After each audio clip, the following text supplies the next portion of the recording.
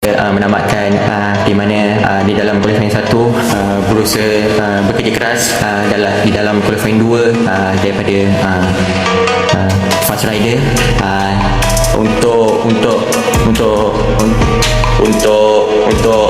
punya motor. Ya, terima kasih untuk semua dukungannya. Saya senang dengan hasil race-nya karena saya menyalip dari start posisi 17 sampai bisa finish di posisi ke-6. Kalau saya bisa start dari depan hari ini, saya yakin saya bisa fight buat podium.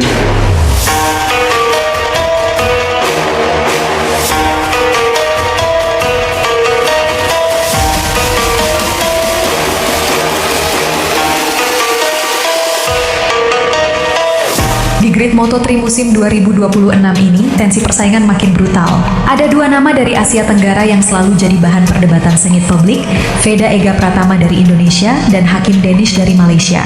Publik dan media sering memframing ini sebagai rivalitas abadi yang seimbang. Padahal, jika kita berani jujur membongkar fakta dan data telemetri di lintasan, mitos seimbang itu runtuh seketika. Mengapa? Karena secara statistik dan mentalitas, Veda sudah melesat jauh ke level yang berbeda.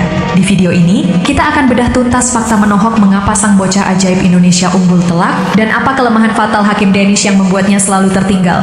Duduk manis, kita bongkar semuanya.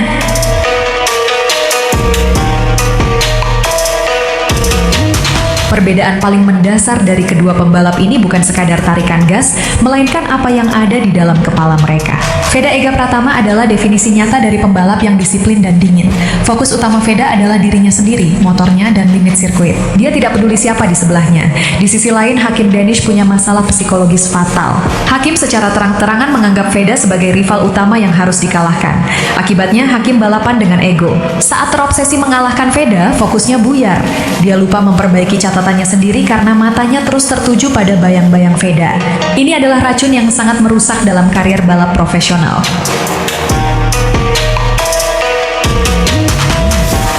Mari kita bicara data, karena angka tidak butuh simpati. Sebagai rookie di Moto3 2026, tantangan yang dihadapi sangat brutal. Namun lihat papan klasemen, Veda masih kokoh mengumpulkan poin dan masuk jajaran pendatang baru paling konsisten tahun ini. Veda mungkin tidak selalu start terdepan, tapi dia tahu persis cara membawa pulang poin. Dia mengukur risiko dengan presisi. Jika motornya mentok di posisi 8, dia amankan tanpa ceroboh. Berbanding terbalik dengan Hakim Danish. Inkonsistensi adalah nama tengahnya. Hakim punya bakat, tapi ketidakmampuannya mengatur strategi panjang dalam satu balapan membuatnya sering kehilangan poin-poin krusial karena sering memaksakan limit motor secara berlebihan.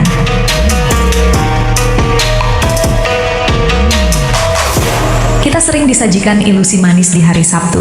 Hakim Danish sering tampil eksplosif mencetak satu lap cepat atau one lap pace. Dia bisa menembus kualifikasi kedua dan start dari 10 besar, membuat penggemarnya bersorak. Tapi, balapan tidak dimenangkan hari Sabtu. Saat lampu padam di hari Minggu, situasi berbalik drastis. Hakim yang start di depan justru sering gugup saat dikepung pembalap Eropa. Alih-alih melesat, posisinya perlahan merosot ke barisan belakang, finish buncit atau di luar zona poin. Kenapa? Karena kecepatan satu lap tidak ada artinya tanpa ketahanan mental dan kemampuan strategi ban untuk bertarung Spartan selama lebih dari 20 putaran penuh di tengah kerumunan beringas di Moto3.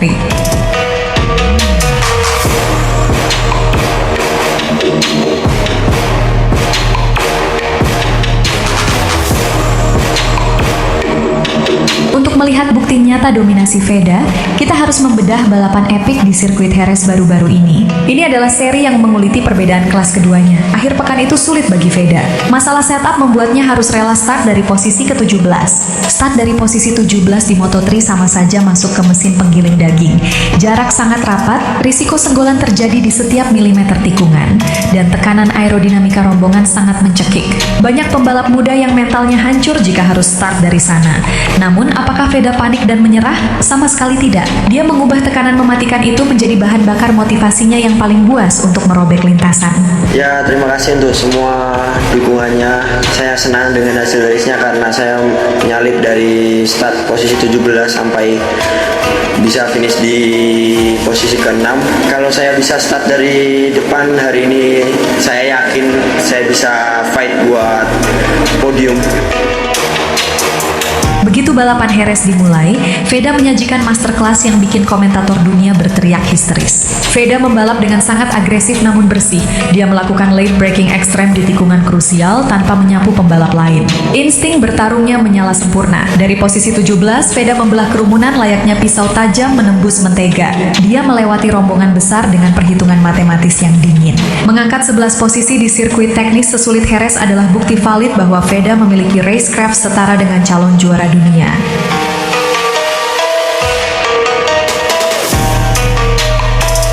Di sirkuit Jerez yang sama, mari lihat nasib Hakim Danish. Sesuai pola, Hakim memulai balapan dari posisi yang jauh lebih menguntungkan dibanding Veda, yakni di rombongan depan.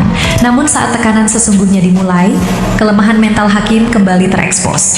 Ketika pembalap Spanyol mulai bermain agresif melakukan blok, Hakim terintimidasi.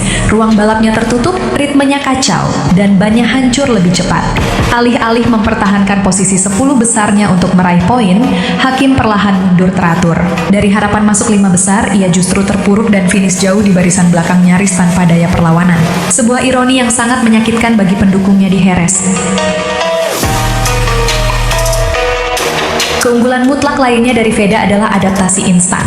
Waktu latihan di Moto3 sangat terbatas. Veda dikenal sebagai pembalap yang langsung nyetel dengan aspal sirkuit baru hanya di sesi free practice 1. Otaknya mampu memetakan titik pengereman dan apex secepat kilat. Inilah yang membuatnya kompetitif sejak Jumat pagi. Sebaliknya, Hakim bertipe lambat panas. Dia butuh belasan putaran untuk sekadar merasa nyaman. Masalahnya, saat Hakim baru mulai menemukan ritme, pembalap jenius seperti Veda sudah melangkah ke simulasi balapan panjang. Keterlambatan adaptasi inilah yang membuat Hakim selalu tertinggal satu langkah dari sang rival asal Indonesia tersebut. Moto3 sering disebut arena gladiator aspal karena 20 motor bisa masuk satu tikungan serentak. Seni bertahan hidup di sini disebut racecraft. Veda adalah gladiator cerdas. Dia paham presisi kapan memanfaatkan slipstream dan kapan harus memotong mendadak. Agresivitasnya sangat tertata. Di sisi lain, Hakim sering terlihat cuma numpang lewat di rombongan. Saat terjebak dalam slipstream, Hakim jarang mengambil inisiatif memecah formasi. Dia cenderung pasif menunggu lawan melakukan kesalahan. Akibatnya, alih-alih menjadi predator yang memangsa di tikungan, Hakim malah menjadi korban yang terus didesak mundur tanpa mampu memberikan serangan balik yang berarti.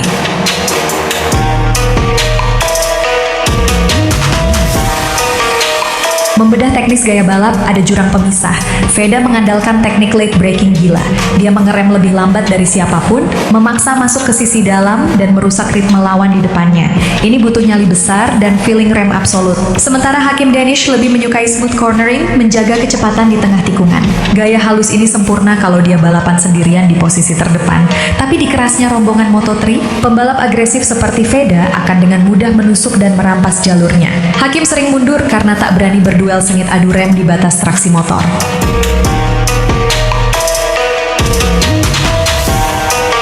Tolong jangan abaikan fakta raksasa ini, Veda Ega Pratama adalah seorang atlet Red Bull. Status elit ini bukan sekadar tempelan stiker.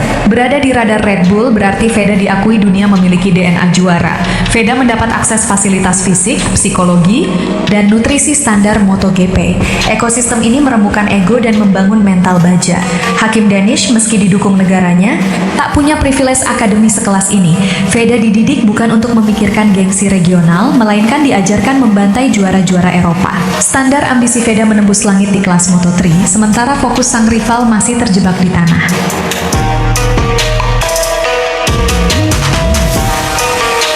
Hakim Danish memikul gunung beban di pundaknya. Sebagai satu-satunya harapan Malaysia, ekspektasi publik kepadanya sangat tidak masuk akal. Parahnya, ekspektasi ini berubah jadi racun saat publik memaksanya membandingkan diri dengan Veda. Hakim terpaksa menanggung harga diri bendera di tiap putaran gas. Saat dia disalib Veda, mentalnya langsung rontok. Berbeda 180 derajat dengan Veda. Meski fans Indonesia super fanatik, sifat bawaan Veda yang kelewat cuek membuatnya kebal dari bisingnya media sosial. Dia fokus pada setir motornya, bukan pada layar HP-nya. Veda balapan untuk mimpinya, bukan untuk membuktikan apapun pada netizen.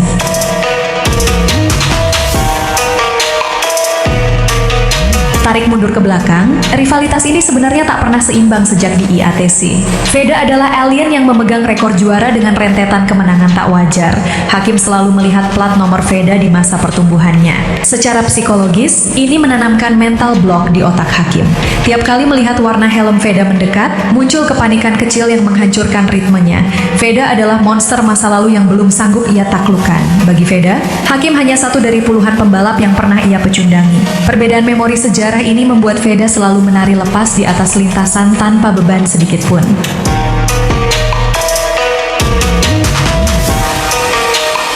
Pada akhirnya takhta kelas dunia tidak diraih dari satu putaran kualifikasi yang cepat. Gelar diraih dari kejamnya konsistensi menambang poin seri demi seri.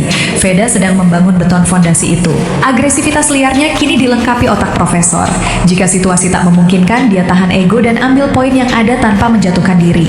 Hakim masih harus bertapa mempelajari seni menahan diri ini. Selama ego dan obsesinya pada Veda lebih besar dari strateginya, Hakim hanya akan jadi pembalap mediocre. Veda telah meracik formula ajaib, keberanian gladiator dipadu dengan kecerdasan seorang veteran balap sejati.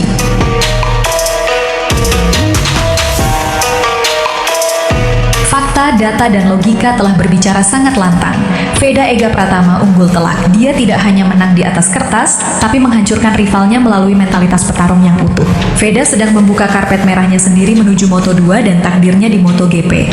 Sementara itu, jika Hakim tak segera berhenti memikirkan Veda dan mulai berbenah ke dalam diri, karirnya akan segera tergilas roda zaman. Bagaimana menurut kalian? Setuju bahwa Veda memang ada di dimensi yang berbeda setelah apa yang terjadi di Jerez? Tulis argumen cerdas kalian di kolom komentar. Jangan lupa like dan subscribe untuk bedah balap tergila lainnya. Gaspol! Menamatkan di mana di dalam qualifying 1 berusaha bekerja keras di dalam qualifying 2 daripada Fast Rider untuk punya motor. Ya, terima kasih untuk semua dukungannya. Saya senang dengan hasil race-nya karena saya nyalip dari start posisi 17 sampai bisa finish di posisi ke-6. Kalau saya bisa start dari depan hari ini, saya yakin saya bisa fight buat